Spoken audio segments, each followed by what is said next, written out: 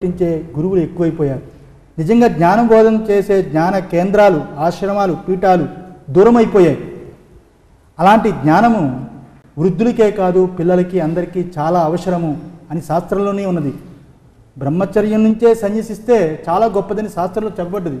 అంటే ఉదాహరణకి నచికేతుడు అని ఉన్నాడు. యమధర్మరాజు దగ్గరికి 7 సంవత్సరాల కుర్రాడు వెళ్ళి ఆత్మజ్ఞానం విన్నాడు. జగద్గురు శంకరాచార్యులు వారు ఉన్నారు, 8 సంవత్సరాలకి ఇల్లు వదిలిపెట్టి సన్యాసం తీసుకుని ఆత్మజ్ఞానం తెలుసుకున్నాడు. అలాగే ధ్రువుడు ఉన్నాడు, చాలా చిన్న వయసులోనే తపస్సు చేసి భగవంతుని తెలుసుకున్నాడు.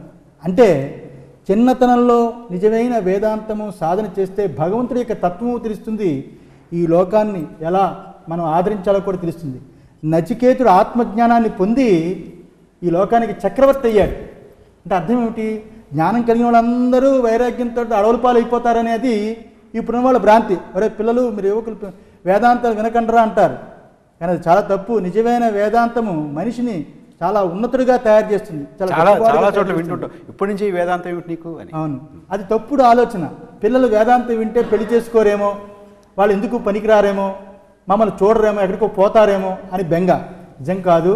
నచికేతుడు యమధర్మరాజు దగ్గర వేదాంతం విని అతను చక్రవర్తి అయ్యి ఈ దేశాన్ని పాలించాడు. అలాగే శంకరాచార్యులు వారు వేదాంతాన్ని తెలుసుకుని సన్యసించి అన్నీ అయిన తర్వాత తల్లి చనిపోతే మళ్ళా శంకరాచార్య తల్లి యొక్క దహన సంస్కారాలు చేశారు. అలాగే ఎన్నో రామాయణంలో వశిష్ఠుల వారి దగ్గర రాముడు వేదాంతం అంతా విని ఆయన అరణ్యవాసం చేసి మరలా రాజ్యాన్ని పాలించాడు, సార్వభౌములైన. అలాగే భగవద్గీత ఉపదేశించిన శ్రీకృష్ణ భగవానుడు వేదాంతం ముందు ఎవరు వేదాంతం గొప్పండి?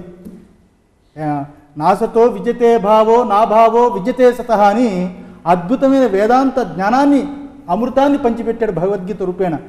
అలాంటి శ్రీకృష్ణ భగవానుడే భగవద్గీతను బోధించిన వాడే కర్మ విషయాల్లో, ధర్మ విషయాల్లో చాలా చక్కగా పోషించాడు ఆ పాత్రని. నిజమైన వేదాంతియే నిజమైన గొప్ప మహానుభావుడు, మహాత్ముడు కాగలడు.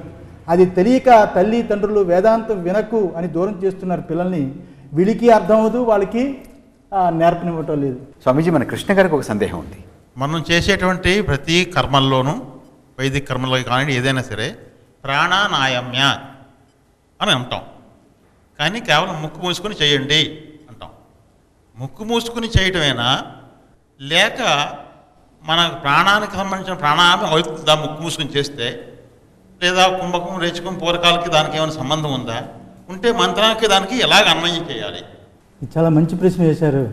నేను కూడా ఈ పౌరోహిత్యం చేస్తున్న వైదికుల దగ్గర వింటూ ఉంటాను. ఏదైనా కార్యక్రమం వెళ్తే కేశవాయ నమః అనే నామాలు చెబుతూ ఒక్కసారి ముక్కు పట్టుకోండి అంటారు. వీళ్ళు ముక్కు పట్టుకుంటారు. ప్రాణాయామం అంటే ముక్కు పట్టుకోవడం కాదు, అది ఆ రేచక కుంభక ప్రాణాయామంతో కూడుకున్నది. ఆ పతంజలి ఏదైతే చెప్పాడో యమ నియమ ఆసన ప్రాణాయామ ప్రత్యాహార ధ్యాన ధారణ సమాధులని కర్మకాండ ఆ ప్రాణ వాయువుని తీసుకుంది, ఆ ప్రాణ ఉపాసన తీసుకుని ఆ యొక్క మంత్రానికి అనుసంధానం చేయమంది. అంటే ఏ మంత్రాన్ని మనం అనుసంధానం చేద్దాం అనుకుంటున్నామో ఆ మంత్రాన్ని ప్రాణంతో బంధించి ఆ లోపట ఆ మంత్రాన్ని తలుస్తూ నెమ్మదిగా మరలా ఇంకొక రంధ్రం ద్వారా ఆ మంత్రాన్ని వదిలిపెట్టడమే ఏదైతే ఉంటుందో అది నాడీ సంధానం జరుగుతుంది. 72,000 నాడులతో కూడుకున్నది శరీరము. అలాంటి 72,000 నాడులు శుద్ధవుతాయి ఆ ప్రాణాయామం చేత. ఆ ప్రాణాయామం తప్పకుండా గురువుల దగ్గర తెలుసుకోవాలి. ఆ ప్రాణ బంధన చెయ్యాలి. మంత్రంతో బంధన చేసి మరలా తిరిగి ఆ మంత్రంతో ఆ యొక్క ప్రాణాయామాన్ని పూర్తి చేయాలి. అలా ఉపదేశించింది కానీ ముక్కు పట్టుకోవడమే ప్రాణాయామం కాదు, అది తప్పు. అంటే తప్పనిసరిగా మంత్రానికి, ప్రాణాయామానికి, పూరక, రేచక, కుంభకాలకి అనుసంధానం ఉండాలి. అనుసంధానం ఉంది. ఎందుకంటే ఈ మంత్రం అనేది ఆ యొక్క దైవీ శక్తి సర్వవ్యాపకం. అందు ఎక్కడ అక్కడ అని లేదు, అంతటా వ్యాపించి ఉన్నది. మన హృదయంలో కూడా ఉన్నది. అలాంటి హృదయము సర్వము వ్యాపించిన ఆ మంత్రశక్తిని తర్వాత వ్యాపించుకున్న వస్తువు ఏదంటే ఆకాశం. ఆకాశం కూడా దేన్ని వ్యాపించి ఉన్నదంటే వాయువుని. వాయువు కంట ఆకాశం గొప్పది, ఆత్మ కంట పరమాత్మ గొప్పవాడు.